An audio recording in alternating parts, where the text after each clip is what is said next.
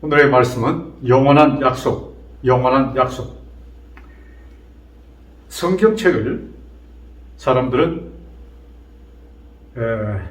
언약책이라고도 하고 생명책, 즉 생명책이라는 것은 언약책입니다. 그래서 옛 언약, 새 언약. 그래서 성경은 구약, 신약이라고 기록되어 있는데 그것을 하나의 언약이라고 보는 사람들이 거의 없고 그냥 구약, 신약 거의 의미 없이 우리가 이렇게 봅니다. 자, 그런데 이게 언약하면은 약속이에요. 근데 이 약속, 사람과 사람 사이 하는 것을 그저 약속이고 하나님께서 신과 인간이 하는 약속을 언약, 하나님께서 인간에게 주시는 것입니다. 자, 이해가 되시겠죠? 자, 고대 시대에 이 약속들은 어떻게 되었는가? 뭐 개개인 이런 것보다도 족장과 족장 사이에 큰 아주 엄중한 어떤 그 약속이 있을 때는 짐승을 쪼개어서 그 짐승을 옆에 쪼개놓고 그 다음에 서로 약속합니다. 이것은 무슨 뜻이냐면 만약 너희가 누구든지 나나 너나 둘 중에 하나 이 약속을 어기면은 생명으로 대체한다는 뜻입니다. 아주 그냥 무시무시한 것입니다. 생명을 걸고 하는 약속. 근데 여기 하나님께서 우리들에게 언약, 여러분 오래전 첫 번째 사실 언약은 아담에게 주시는 것입니다. 거기에 언약이라는 단어는 없습니다. 거기에 하나님께서 이제 막 태어난 그 아담에게 생육하고 번성하라 하나님의 약속입니다. 그 다음에 범죄하였습니다. 그래서 창세기 3장 15절에 이제 내가 너희를 구하러 가실 것을 거기서는 아담에게 약속하시는 것입니다. 그러나 이제 언약이라는 그 단어가 나오기 시작한 것은 노아 때와 아브라함 때입니다. 여러분 다 잘 아시죠? 그런데 아브라함과 이 언약을 맺으실 때 처음에 하나님께서 아브라함을 부르실 때는 아브라함이 75세 되었었습니다. 창세기 12장 1절과 2절에 기록되어 있는데 제가 설명해 드릴게요. 거기 1절에는 내 본토 아비의 집을 떠나라 이렇게 말씀하십니다. 그러시면서 2절에 내가 너를 큰 민족을 이룰 것이라는 약속을 하십니다. 근데 한 10년이라는 세월이 흘렀어요. 처음에 이 약속을 하셨을 때 아브라함을 부르셨을 때 아브라함의 나이는 75이었습니다. 이제 10년이라는 세월이 흐르니까 아브라함의 나이가 85세쯤 되었죠. 그런데 아브라함은 그때까지 자녀가 없었습니다. 고대하실 거 아니에요. 기다렸잖아요. 근데 이것이 이루어지지 않았어요. 아브라함 마음속에 좀 이 의심이 좀 생길 수도 있었겠죠. 그때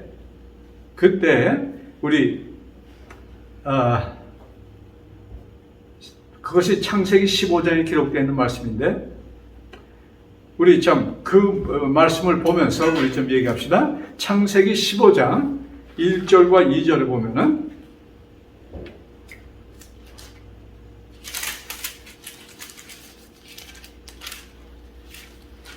창세기 15장 1절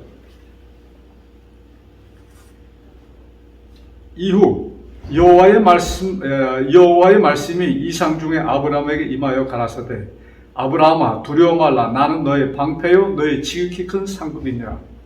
여기 아브라함이 좀 하나님께서 두려워 말라 나는 너의 방패다 하고 이렇게 말씀하신 이유가 있었겠죠.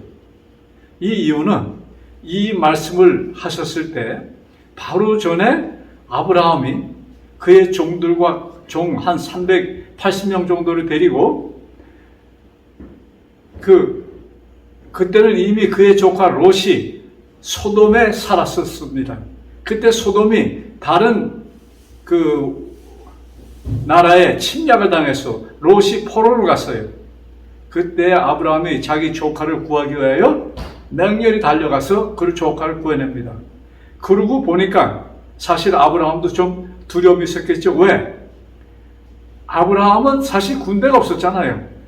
그 집에서 키운 자 300몇 명입니다. 그런데 그 주변 나라들이 아브라함에게 앙심을 먹고 그에게 이제 언젠가 도전하면은 아브라함을 당할 것입니다. 그래서 아브라함이 좀 이런저런 생각에 두려움이 있었습니다.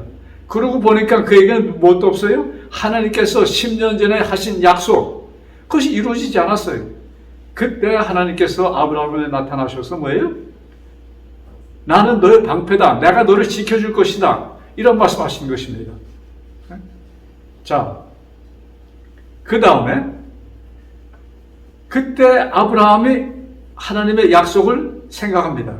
2절에 아브라함이 가로되 주 여호와여 무엇을 내게 주시려나이까? 나는 무자하오니 나의 상속자는 이 다메섹 엘리에셀이니이다. 이 엘리에셀은 누구냐면 아브라함이 데리고 다니는 종이었습니다. 근데 정말로 참 마음에 드는 종이었던 모양이에요. 아들처럼 그가 생각합니다. 그래서 하나님, 이제 내가 85살 세월이 흘렀는데 하나님의 약속을 뭐예요? 내가 큰 민족을 이루겠다는 그 약속을 이제 이 종을 통해서 해주십시오 하고선 아브라함이 얘기합니다. 그때 하나님께서 아브라함에게 이렇게 말씀하십니다. 여호와의 말씀이 그에게 임하여 가라사대 그 사람은 너의 후사가 아니라 내 몸에서 날짜가 네 후사가 되리라 이렇게 말씀하십니다. 자, 그런데 처음에 하나님께서 아브라함하고 약속하시고 10년이라는 세월이 흘렀잖아요. 하나님께서 아브라함을 보시니까 아브라함이 조금 의심을 하는 거예요. 그때 하나님께서 그에게 이렇게 말씀하십니다. 8절 9절입니다. 15장 여호와께서 그에게 이르시되 나를 위하여 3년 된 암소와 3년 된 암염소와 3년 된 수양과 산비둘기와 집비둘기 새끼를 취하지니라. 아브라함이 그 모든 것을 취하여 그 중간을 쪼개고 쪼갠 것을 마주 대하여 놓고 그 새는 비둘기는 쪼개지 아니하였으며, 여기 하나님께서 이 짐승, 예? 암소, 또 뭐예요? 암염소, 여기 짐승이 여기 있자. 암소, 또 암염소, 또 수양, 이렇게 큰 짐승 3마리가 나옵니다. 그것을 중간을 쪼개서 버려놓는 것입니다. 그것을 해놓고 하나님께서 아브라함에게 하시는 말씀이에요. 이것을 하라. 자, 지금 누가 누구에게 언약을 약속하는 것입니까? 아브라함이 하나님께 하는 약속이 아니고 하나님께서 아브라함에게 하시는 약속입니다. 즉 이것을 언약이라고 합니다. 자, 그런데 하나님께서 그 당시 족장들이 하는 방법대로 쓰십니다. 왜? 그래야 아브라함의 뭐예요? 머릿속에 확실히 이것이 입력되기 때문에 확실히 믿을 수 있도록 이런 것을 주시는 것입니다. 무슨 말씀이에요? 아브라함아, 만에 하나 내가 이 약속은 난 꼭 지킬 것이야. 그것을 뜻하는 것이죠. 그렇지 않으면 내가 무엇으로 대체하겠다는 얘기를 해요? 생명으로 대체하겠다는 말씀입니다. 자, 그래서 아브라함에게 뭐예요? 내 후손이 하늘의 별같이 있을 것이다. 더 나아가서 어떤 약속을 하는가? 내 후손 가운데 이제 이 세상 죄악으로, 죄에서 죄로 태어나 죄로 죽을 이 인생들을 구할 메시아를 주실 것을 아브라함에게 약속하시는 것입니다. 언약이에요. 그래서 아브라함의 4대 손이 됩니까? 그래서 아브라함의 아들 이삭, 야곱의 12아들 가운데 유다가 있습니다. 유다 후손에 메시아가 태어나실 것을 거기서 하나님께서는 선지자를 통해서 말씀하십니다. 자,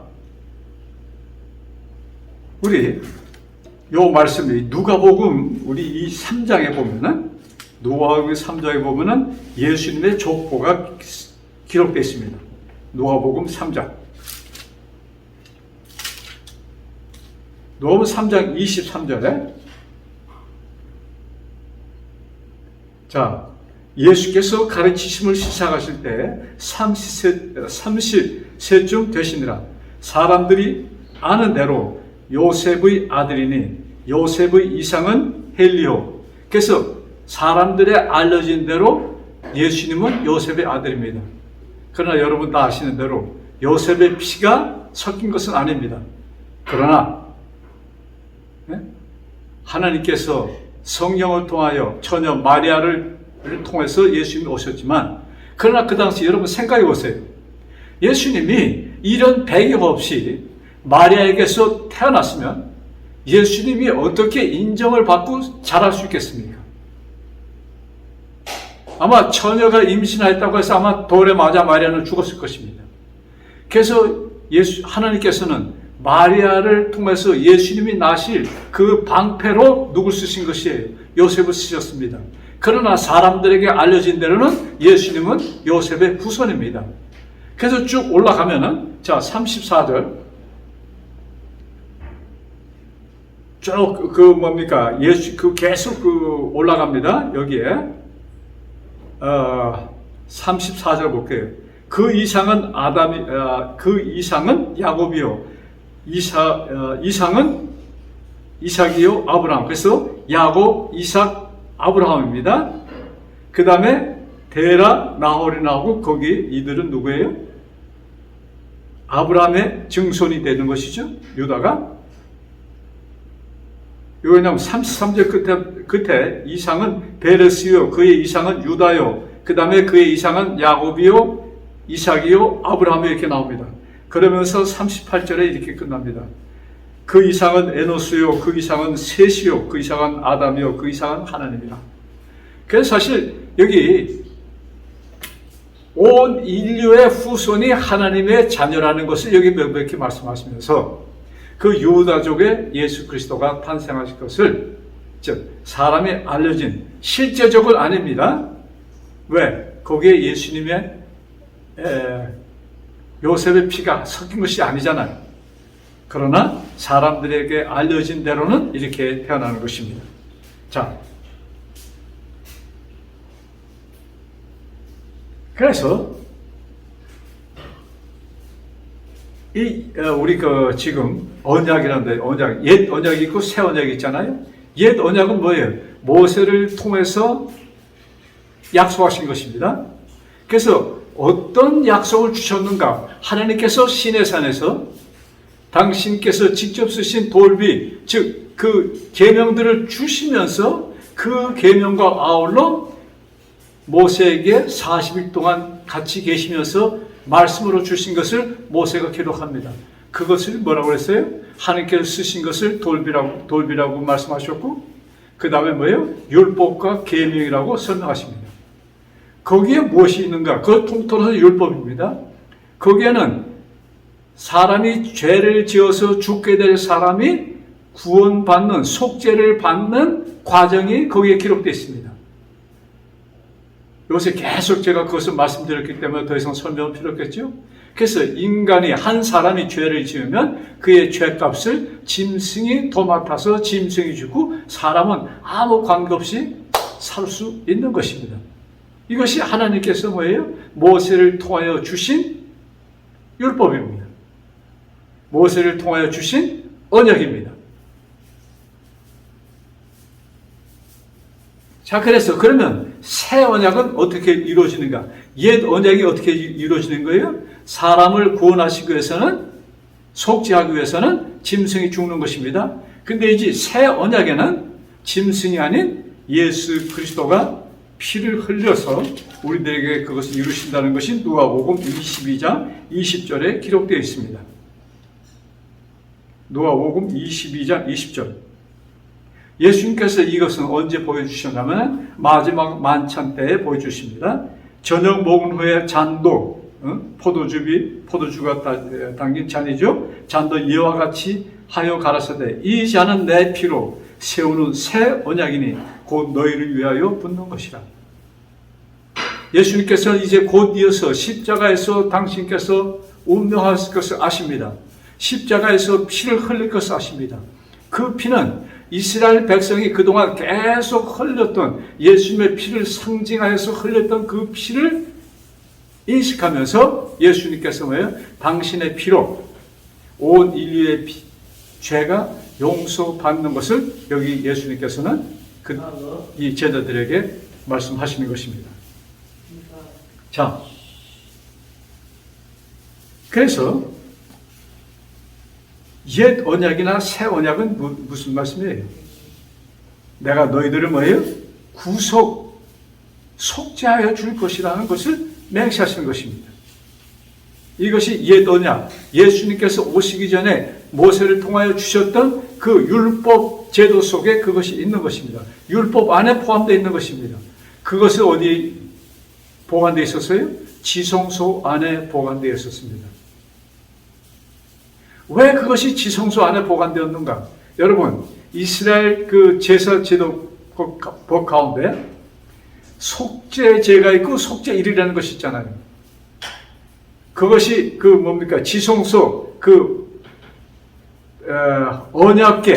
언약궤는 하나님께 주신 그 계명이 담긴 남통입니다. 그것을 안팎으로 금으로 쌌습니다. 그 다음에 그 뚜껑을 순금으로 했습니다. 그 순금 뚜껑을 뭐라고 일컬었냐면 속죄소라고 얘기했습니다. 거기에서 속죄가 이루어지는 장소입니다. 자, 율법은 사람들에게 율법이 뭐예요? 하나님께서 사람들에게 요구하십니다. 사람들은 율법을 어깁니다. 그래서 그 율법의 요구를 짐승의 피가 채우는 것입니다. 근데 이제 예수님께서 뭐예요? 히브리서에 보면은 당신의 짐승의 피로 하지 않고 당신의 피로 그 지성소에 들어가서 예수님께서 하실 사업에 대해서 말씀하셨던 것입니다. 이것은 예수님께서 승천하신 후에 이루시는 사업인 것입니다. 자, 그래서 우리 로마서에 보면은 왜 인생이 죽게 되었고 어떻게 살게 되었다는 것을 로마서는 우리들에게 아주 명백하게 보여줍니다. 자, 우리가 이 로마서와 히브리서 두 책을 이해하면은 이 성경 전체 모든 것을 분명하게 이해할 수 있도록 쓰여진 책이 로마서와 히브리서입니다. 참, 이 말씀을 들으시는 여러분들, 좀 로마서 또 히브리서 두 성경을 펴시고 정말로 말씀 한 말씀을 참 연구하시면 정말로 많은 축복이 여러분들의 것이 될 것입니다. 자, 로마서 5장 12절입니다. 이러므로 한 사람으로 말미암아 죄가 세상에 들어오고 죄로 말미암아 사망이 왔나니 이와 같이 모든 사람이 죄를 지었으므로 모든 인류가 죄를 지었으므로. 근데 이 죄가 내가 지은 죄가 아닙니다. 아담의 지은 죄가 나한테 왔다는 얘기입니다. 그래서 온 인류가 죄를 지었다는 얘기예요. 사망이 모든 사람에게 이르렀느니라. 여러분, 여기서 이것으로 끝나면 얼마나 억울합니까? 이제 갓난 아기도 사망으로 태어났다는 얘기입니다. 참 우리의 인식 속으로 갓난 아기는 죄가 없다고 우리가 생각하잖아요. 그런데 그 갓난 아기도 뭐예요? 죄를 갖고 태어났다는 얘기예요. 그러니 얼마나 억울한 얘기입니까? 참, 여기 그 다음에 우리 17절부터 보면은 제가 17절부터 19절까지 낭독해 드릴게요. 한 사람의 범죄를 인하여, 로마서 5장입니다. 한 사람의 범죄를 인하여 사망이 그 한 사람으로 말미암아 왕노릇하였은즉 더욱 은혜와 의의 선물을 넘치게 받는 자들이 한 분 예수 그리스도로 말미암아 생명 안에서 왕노릇하리로다. 사망이 아담을 통해서 들어왔던 것처럼 이제 예수 그리스도를 통해서, 여러분, 이 말씀을 사도 바울이 기록할 때는 예수님은 이미 십자가에서 피를 흘리시고 돌아가셨습니다. 모든 죄가 속죄함을 받은 후라는 얘기입니다. 자, 모든 죄가 뭐예요? 모든 인류의 죄가, 나와 여러분들을 포함해서 모든 죄가 속죄함을 받았다는 것을 여기 분명히 말씀합니다. 18절, 그런즉 한 범죄로 많은 사람이 정죄에 이른 것 같이 의의 한 행동으로 아담의 범죄로 사람에게 정죄가 이른 것 같이 의의 한 행동으로 예수 그리스도의 십자가를 통하여 많은 사람이 의롭다 하심을 받아 생명에 이르렀느니라. 여러분, 생명에 이를 것이 아니고 이르렀느니라. 여러분, 이 말씀 하나하나 여러분 짚고 넘어가세요. 생명에 이를 것이 아니고 생명에 이르렀다고 과거로 여기 쓰십니다. 자, 19절 한번 보고, 한 사람의 순종치 아니함으로 많은 사람의 모든 사람이 죄인 된 것 같이 한 사람의 순종으로 많은 사람이 모든 사람이 의인이 되었느니라. 여러분, 의인이 될 것이라는 것이 아니고 의인이 되었다는 얘기입니다. 자, 그래서 이 말씀을 히브리서 8장, 9장, 10절에 보면은, 좀 그걸 보시고 가실까요? 우리 요새 계속 그 말씀을 보는데, 그래도, 자, 이 말씀을 처음 이렇게 보는 분도 계실 테니까, 자, 히브리서 9장 12절에 이것을 간단하게 이렇게 11절, 12절에 히브리서입니다. 이렇게 표현합니다. 그리스도께서 장차 좋은 일의 대제사장으로 오사 손으로 짓지 아니한 곧 이 창조에 속하지 아니한 더 크고 온전한 장막으로 말미암아. 왜냐하면 속죄죄는 지성소 안, 즉 속죄소, 지성소가 속죄를 받는 장소입니다. 그 지성소 안에는 대제사장만이 들어갈 수 있는 것입니다. 그래서 예수님께서 히브리서에 보면은 대제사장으로 오셨다고, 대제사장으로 일을 하신다고 여기 기록되어 있는 것입니다. 왜? 속죄의 소가 어디예요? 지성소 안입니다. 즉 언약궤 위에 언약궤 뚜껑이 속죄소라고 말씀하셨습니다. 그 지성소 자체예요.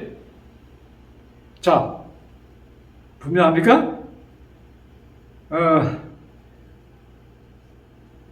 그러면서 13절, 염소와 황소의 피와 및 암송아지의 죄로 부정한 자에게 뿌려 그 육체를 정결케 하여 거룩케 하였거든, 짐승의 피로 사람을 거룩케 하였거든, 하물며 영원하신 성령으로 말미암아 흠없는 자기를 하나님께 드린 그리스도의 피가 어찌 너의 양심으로 죽은 행실에서 깨끗하게 하고 살아계신 하나님을 섬기게 못하겠느냐. 좀 길은데 여기를 단추이면은 짐승의 피로 속죄함을 받았는데 하물며 이제 하나님의 아들로 오신 예수 그리스도의 피가 어찌 너희들의 죄를 용서해 주지 못하겠느냐 이것입니다.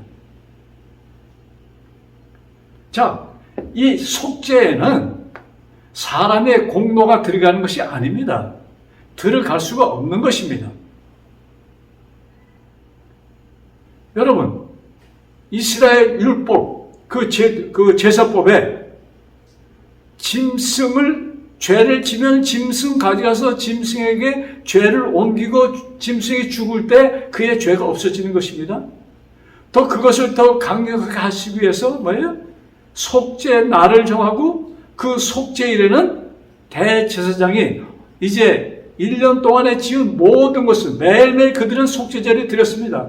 그러나 이제 1년 동안 쌓인 그 모든 죄를 완전히 없애는 예식으로 속죄 날이 있었습니다. 그것이 유대력으로 7월 10일입니다. 그날은 대제사장이 지성소에 들어가서 속죄소 앞에서 짐승의 피를 뿌림으로 1년 동안의 모든 죄가 없어지는 예식을 그들 하였습니다. 왜 하나님께서 이런 예식을 정하시고 하도록 하셨는가? 이 사람들의 머릿속에 뭐예요? 이제 앞으로 오실 메시아, 앞으로 오실 어린 양, 인류의 죄를 담당하기 위해 오실 어린 양이 모든 인류의 죄를 짊어지고 돌아가시는 순간 죄가 없어졌고, 이것을 뭐예요? 더 완벽하게 하시기 위하여 대제사장이 그 피를 가지고, 자, 속죄일 날 짐승을 뜰 밖에서 잡습니다. 그 다음에 그 피를 가지고 성소에 들어갑니다. 그래서 첫 번째 칸을 지나서 두 번째 칸, 지성소, 즉 속죄소, 뭡니까? 언약궤 뚜껑, 그 금, 그 장소, 그것이 속죄소입니다. 거기에 가서 뭐예요? 짐승의 피를 뿌림으로 거기에서 뭐예요? 속죄가 이루어지는 것입니다. 그래서 예수님께서는 짐승의 피가 아니고 당신의 피를 가지고, 여기 히브리서의 말씀이 그것이에요. 당신의 피를 가지고 당신이 대제사장이 되어서 하나님 보호자 되시는 뭐예요? 속죄소, 즉 지성소, 하나님의 보호자입니다.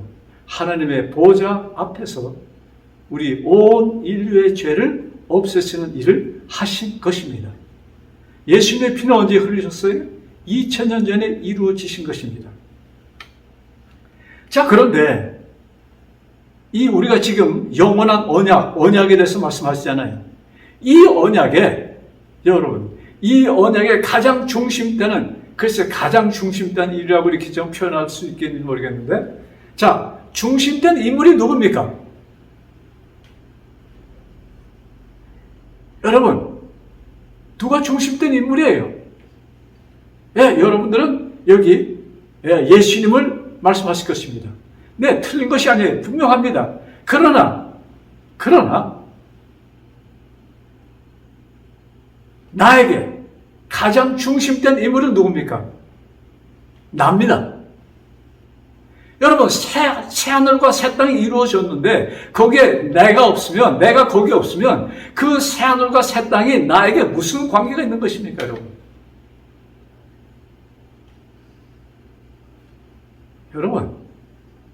그래서 성경의 모든 언약의 중심은 누구예요? 나라는 것을 여러분 잊지 마세요. 그래서 하나님께서 노아와 아브라함과 언약을 맺으셨다 하는데, 그 언약은 노아와 아브라함에 맺었습니다. 그런데 더 나아가서 그 언약은 누구하고 맺은 언약이에요? 나와 맺은 언약입니다. 분명합니까? 왜? 그 언약, 이 구속 사업의 중요한 것은 뭐예요? 누구예요? 예수님께서 구속 사업을 이루셨습니다. 누굴 위하여? 나를 위하여. 네? 나를 위하여 이루신 구속 사업. 그래서 내가 빠지면 안 되는 것입니다. 자, 그래서 우리 히브리 9장, 10장에 있는 말씀 여러분 자세히 보세요. 자, 그럼 10장에 있는 말씀 또 제가 몇 말씀 읽어드릴게요. 10장 10절에 이 뜻을 쫓아, 그 9절 후에는 그 다음에 예수 그리스도의 몸을 단번에 들이심으로 말미암아 우리가 거룩함을 얻었노라. 제가 이 말씀을 읽는 것은 여기에 모든 표현을 우리에게 이루어지신 구속이 과거에 이루어졌다는 것을 제가 지금 증명하기 위해서 이 말씀을 계속 읽는 것입니다. 로마서도 그렇게 기록되어 있고 히브리서가 그렇게 기록되어 있는 것입니다. 자, 그 다음 우리 좀 더 보시면 11절. 제사장마다 매일 서서 섬기며 자주 같은 제사를 드리되 이 제사는 언제든지 죄를 없게 하지 못하였거니와 12절. 오직 그리스도는 죄를 위하여 한 영원한 제사를 드리시고 하나님 우편에 앉으시사. 예수님께서 한 번 돌아가셨잖아요. 그 한 번의 제사로 온 인류가 어떻게 됐어요? 여기 14절. 한 제물로 거룩하게 된 자들을 영원히 온전케 하셨느니라. 아멘.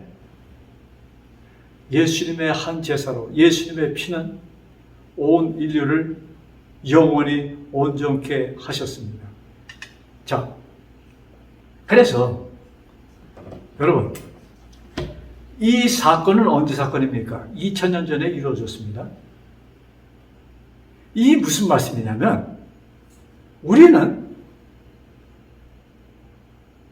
태어나면서부터 의로운 자로 태어났다는 것입니다. 제가 지난 시간에도 말씀드렸어요. 여러분, 반복합니다. 우리는 의로운 자로 태어났다는 것이, 이거 제 얘기가 아닙니다. 성경이 지금 로마서와 히브리서가 증명하는 것입니다.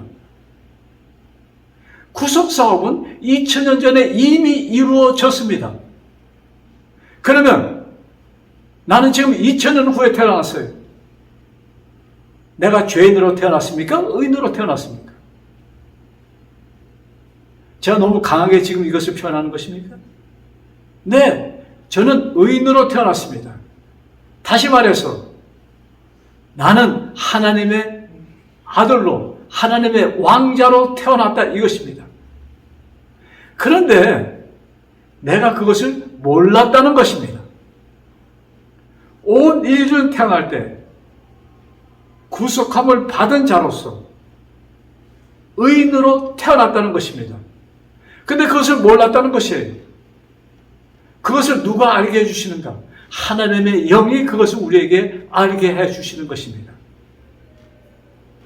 그래서 하나님께서 온 인류를 위하여 이 성경을 쓰신 이유가 바로 그것이에요. 이 성경책, 이 언약의 책을 통하여 뭐예요? 우리가 의인으로 태어났다는 것을 우리들에게 확증하는 것입니다. 그래서 우리가 이것을 여러분, 내가 하나님을 믿어서 하나님의 아들이 되는 것과 내가 본래 왕자에서 하나님의 아들이었는데 몰랐다가 알게 되는 것과 똑같은 얘기예요? 엄청난 차이가 있습니다, 여러분. 엄청난 차이예요.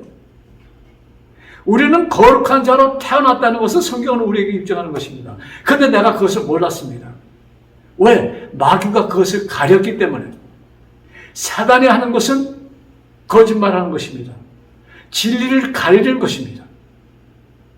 그래서 성경 말씀을 곡해하도록 이런 구원의 말씀을 가리는 것은 마귀의 앞제비가 되는 것입니다. 우리들은 내가 어떤 일을 해서 의롭게 되었습니까? 절대로 아닙니다. 하나님께서 내가 태어날 때 이미 2000년 전에 나를 의로운 자로 만드셨습니다. 내가 태어나기도 전입니다, 여러분. 그러니 나의 노력 무엇이 있는 것입니까? 아무것도 없는 것이에요. 근데 내가 태어난 후에 성령 하나님을 통하여 그것을 나에게 알려주시는 것입니다. 우리가 그것을 알 때 어떻게 하면 되는 것입니까? 감사하는 것입니다. 찬양하는 것입니다.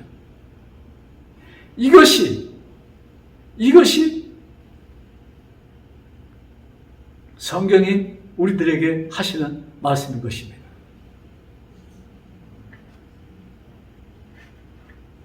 우리 로마서 8장에 보면은 성령 하나님을 통하여 우리가 이런 사실을 알게 된 것에 대해서 기록합니다. 한번 보고 가실까요? 로마서 8장입니다.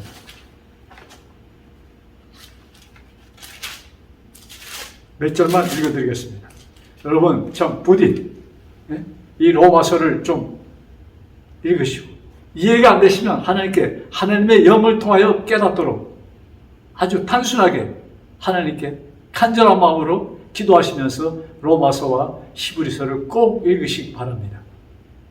자, 로마서 8장에 처음부터 쭉 보면 좋겠지만 제가 중간중간 몇 절을 읽겠습니다. 9절. 만일 너희 속에 하나님의 영이 거하시면 너희가 육신에 있지 아니하고 영에 있나니.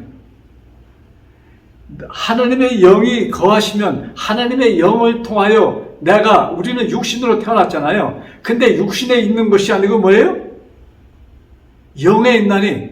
우리가 하나님의 영이 나에게 임할 때 비로소 우리는 뭐예요? 하나님의 말씀을 깨달을 수가 있고 하나님의 음성을 들을 수가 있고 그리하여 내가 뭐예요?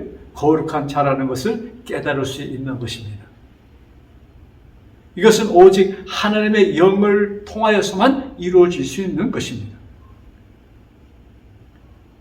자, 9절. 만일 너희 속에 하나님의 영이 거하시면 너희가 육신에 있지 아니하고 영이 있나니 누구든지 그리스도의 영이 없으면 그리스도의 사람이 아니라. 그리스도의 사람이라는 것이 무슨 뜻이에요? 거룩한 자라는 얘기입니다. 너희는 거룩하게 태어났어. 그런데 마귀가 이것을 방해해서 가리기 때문에 너희는 너희 자신이 거룩하다는 것을 모르고 내가 살았는데 하나님의 영이 너에게 임하면 네가 그 사실을 깨닫게 될 것이라는 것을 말씀하신 것입니다. 자, 11절. 예수를 죽은 자 가운데서 살리신 이의 영이 너희 안에 거하시면, 성령 하나님이 너희 안에 거하시면, 하나님의 영이 너희 안에 거하시면 그리스도 예수를 죽은 자 가운데서 살리신 이가 너희 안에 거하시는 그의 영으로 말미암아 너희 죽을 몸도 살리시리라.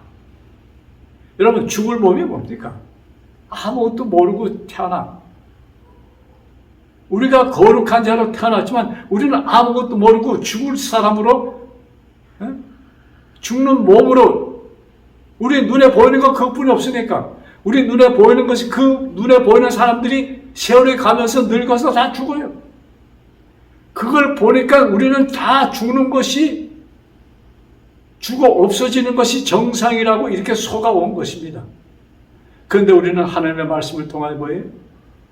우리는, 너희들은 의인으로 태어났어. 거룩한 자로 태어났어. 그래서 너에게는 뭐예요? 영생이 주어진 것이라는 것을 성경은 우리들에게 말씀하고 계시는 것입니다. 여러분, 자, 그러면 우리가 이런 것을 깨달을 때 우리가 해야 할 것이 무엇입니까?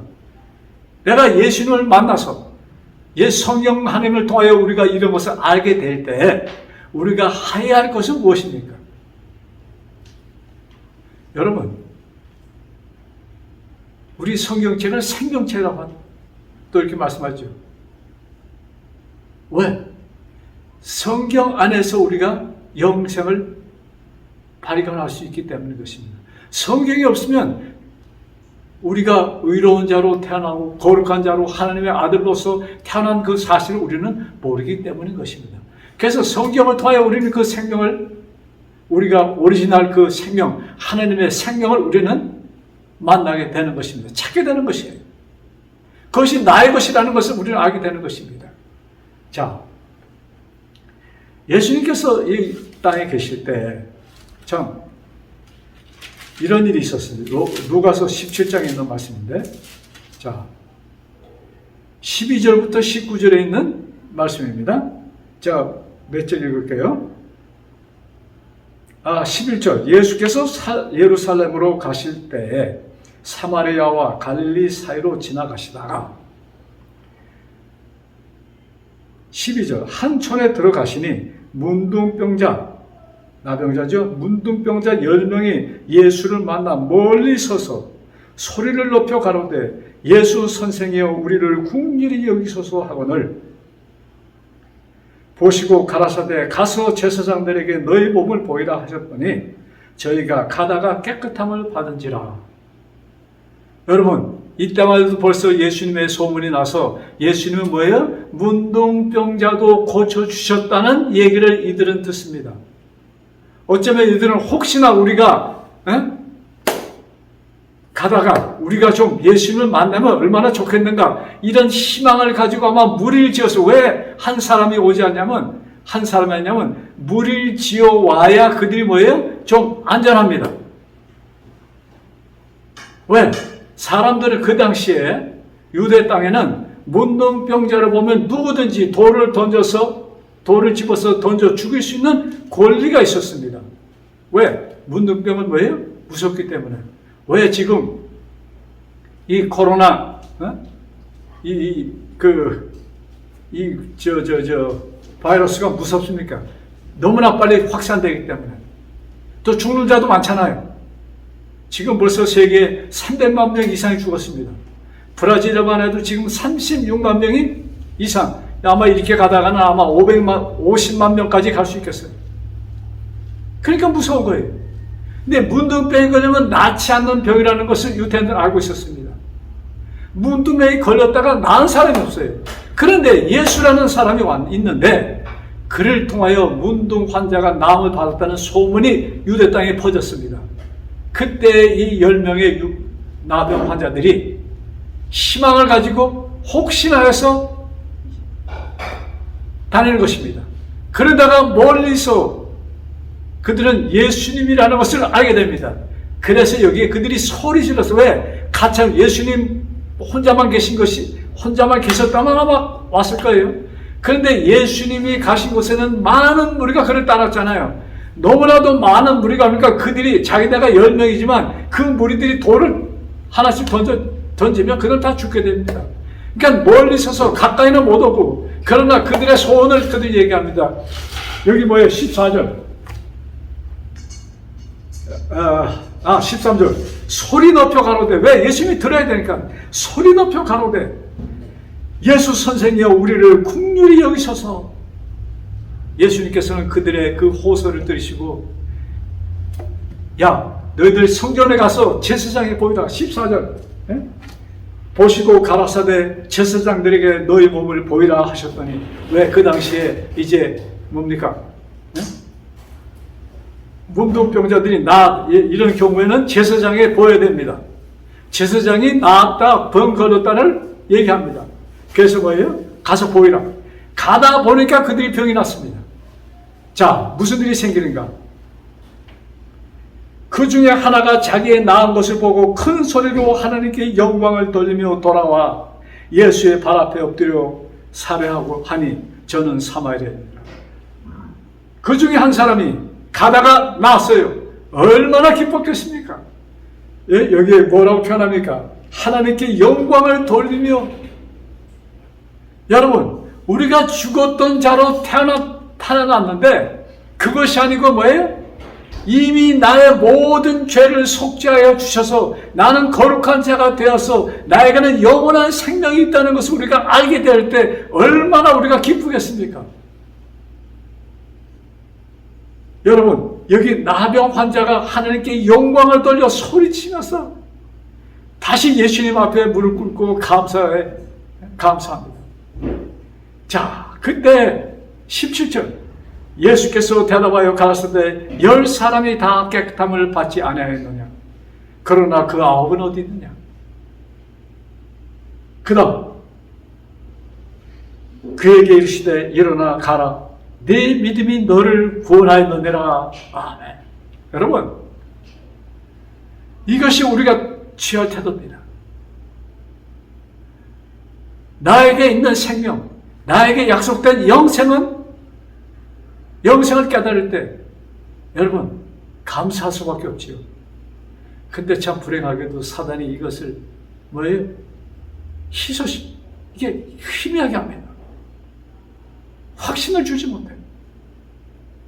마귀가 맹렬하게, 여러분, 사도 베드로가 쓴 글에 우는 사자와 같이 산길자를 찾는다고 했잖아요. 특별히 누구? 성경을 좀 보는 사람들, 믿겠다는 사람들을 더 찾아서. 왜? 그들은 성경을 통해서, 신앙생활을 통해서 뭐 어떻게 될 수 있을까? 하나님을 만날 수 있으니까 그것을 방해하는 것이 사단이라는 것입니다. 여러분, 그래서 이 10명, 여러분, 이 10명 문둥병자는 나음을 받았습니다. 그런데 예수님께 다시 와서 감사를 드린 그에게는 무엇이 이루어졌어요? 영생이 이루어졌습니다. 9명은 병만 낫고 갔어요. 그러나 영생의 축복은 참 불행하게도 한 사람, 그것도 이방인 사마리아 사람이 그 영생의 축복을 받게 되는 것입니다. 여러분, 우리가 할 것은 우리에게 이루어주신 구원을 내가 깨달을 때 감사하는 것입니다. 찬양하는 것입니다. 이것이 나의 감사와 찬양이 뭐예요? 나를 예수님 안에 더 굳건히 있게 해주는 것입니다. 왜? 그렇지 않으면 마귀는 우리를 거기서 빼돌리려고자 하는 것입니다. 여러분, 에덴 동산에서 아담은 하나님 보호 안에 있었습니다. 그러나 불행하게도 뭐예요? 속이는 자 아담이 와서 거기서 아담을 앗아가잖아요. 자, 그래서 영원한 언약은 이루어진 것입니다. 인류에게 구속이 이루어졌습니다. 나에게, 여러분에게 구속이 이루어졌습니다. 하나님께서 맹세하신, 하나님께 하신 약속, 그 약속이 뭐예요? 이루어졌습니다. 그 약속이 누구의 약속이 돼야 돼? 나의 약속하면 좀 이상하네. 하나님께서 나와 맺은 언약입니다. 이것을 꼭 기억하시면서 이 하나님께서 맹세하셔서 이루신 것이 뭐예요? 영생입니다. 우리에게 주신 것이 영원한 삶입니다. 이루어 주셨습니다. 과거입니다.